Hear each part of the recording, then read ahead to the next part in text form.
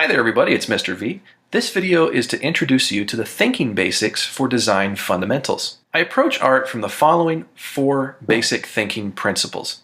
Basic number 1, be original with your work. Now, being original in this class means, you're not copying anything. You may be using a reference to help you, get things accurate, but your finished product will look nothing like your references. But we will only be copying in this class for our exercises, and that's when we drill technique. All right, thinking basic number 2. Drawings are built first, and then they are rendered second. They are built, and then they are rendered. You might see a lot of people just hammer out a drawing really rapidly and it looks insanely awesome. Well, those people have done that for years and years and years, and they're really good. They're doing in their mind what I'm going to drill you guys on at the beginning of the year, and that is creating a scaffold. A scaffold is a skeletal drawing before you draw. I call that pre-drawing, and you create a scaffold out of squares, spheres, and triangles, basic shapes of what your image is going to be. You then draw that very, very, very, very, very lightly on your paper, and you've just saved your brain energy. I'm also going to teach you guys how to scaffold in order to deconstruct things so that you can study how they're put together. For example, one of your exercises might include a photo of, say, a lion. And if you deconstruct that lion by breaking them into basic shapes, you will then be able to reconstruct that lion by building it from your imagination and making a completely unique lion in a different pose, posture, and so on. And that's what I mean by drawings are built first. They are rendered second. To render means to add form, definition, value, shading, texture, detail, all of that. And rendering eliminates your scaffold. Your scaffold is to disappear. All right, thinking basic number 3. Teach yourself that lines do not exist. Only dark and light exists. Lines are simply abstract symbols that we use to define an edge. Now, an edge is how our brain understands what we're looking at. An edge is simply a change from light to dark. And so I will approach drawing much like painting. You'll see me very rarely using lines. Most of the time, I'll be covering the entire drawing in lead, different shades of gray, darks and lights, in order to create edges. You create an edge by putting a light thing next to a dark thing.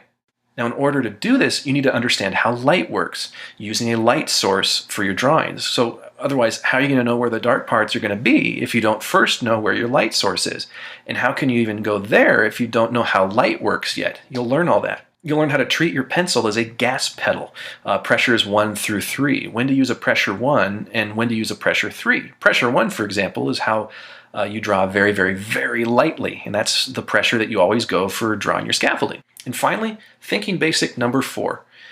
Good craftsmanship takes control, and control takes practice. Craftsmanship is how well you put your work together, how presentable it is, how much of yourself you invest in it, how much time you put into it. Does your work fall apart, or does it draw people to it? Regardless of how good it is it crumpled or folded and scuffed? Are your techniques used correctly or incorrectly? That is an example of good or poor craftsmanship. Okay, let's get to the demo. In this demo, you're going to see me draw an eye. I'm going to start with a scaffold, and in this video, you're going to see all the techniques that you will learn in this class. At the end of the video are the lesson questions. Answer those for credit, and I look forward to seeing you in class. Bye!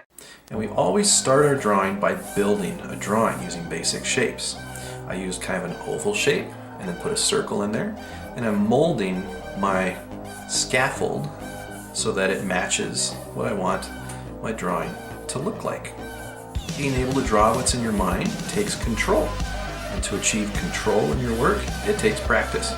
So for the eyebrows, I'm just going to rough in a light basic shape, and then when I render it, it'll all come together.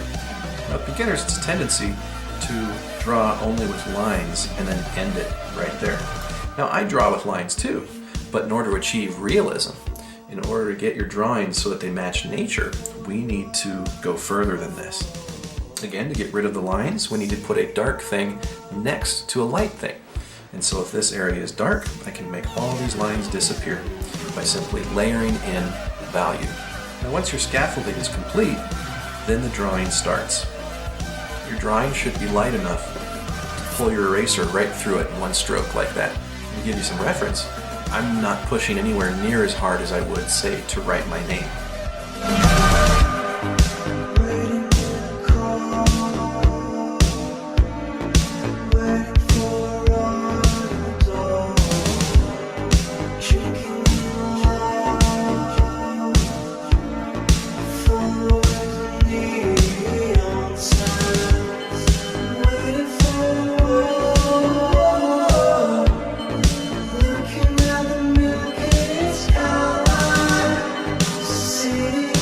This is what your drawing would look like before you finalize it or render it. And to render means to give it depth, detail, shading, texture, value, all the things that make a drawing look realistic. The shading technique that I used, which you'll learn, is called hatching, which is just a bunch of side-by-side lines. It's not scribbling, but it's individual strokes. And for this one, all of my strokes go up and to the right. Why that way? I don't know. It's because I felt like it.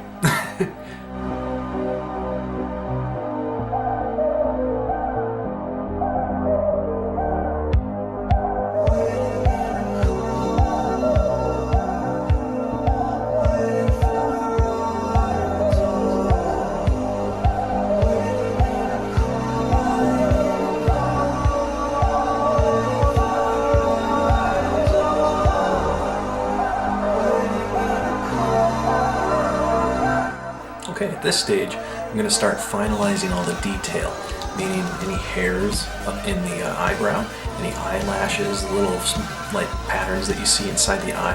And you already saw me start with a few wrinkles over here. And once again, that just goes back to knowing how light works on something. And so you're going to see me push a lot harder with my pencil, and I'll also make the dark areas a lot darker.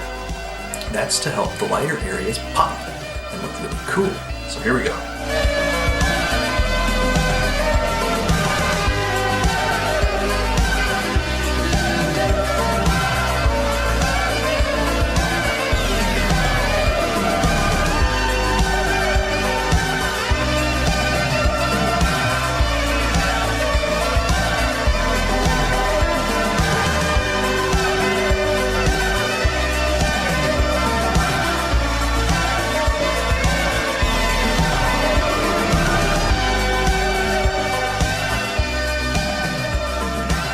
And there we go.